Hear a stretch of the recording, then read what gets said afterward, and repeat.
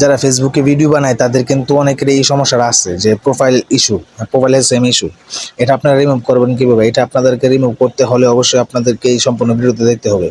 আপনারা এখানে সেটিংয়ে চলে যাবেন, একটু নিচে স্ক্রল করে চলে যাবেন, এখানে দেখতে পাচ্ছেন যে support and help and support, এখানে একটা ক্লিক করে দিবেন। এখানে ক্লিক করে দেওয়ার পরে এখানে দেখতে পাচ্ছেন যে রিপোর্ট প্রবলেম, এখানে একটা ক্লিক করে দিবেন।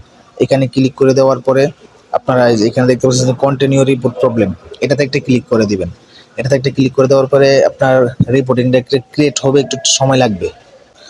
যখন আপনাদের সামনে এরকম একটা অপশন চলে আসবে, এরকম একটা পেজ চলে আসবে, আপনারা এখানে একটা ক্লিক করে দিবেন। এখানে ক্লিক করে দেওয়ার পরে এখানে নিচে চলে যাবেন, নিচে আপনি পেজ নাকি প্রোফাইল সেটি সিলেক্ট করে দেবেন। আমার যেহেতু প্রোফাইল ফেসবুক প্রোফাইল আইডি, যার জন্য আমি প্রোফাইলটা সিলেক্ট করে দিচ্ছি।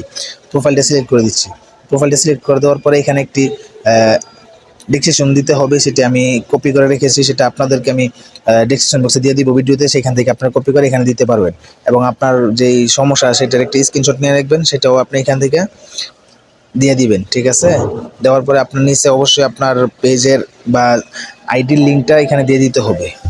আপনার আইডির লিঙ্কটা এখানে অবশ্যই দিয়ে দিবেন। এখানে আমার আইডিটা দিয়ে দিচ্ছে, এখানে উপরে দেখতে পাচ্ছেন যে একটি তীর চিহ্নের মতো একটা অপশন আছে, এখানে একটি ক্লিক করে দিবেন।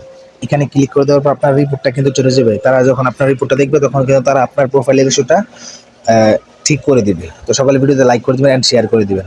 সকলে ভালো থাকবেন।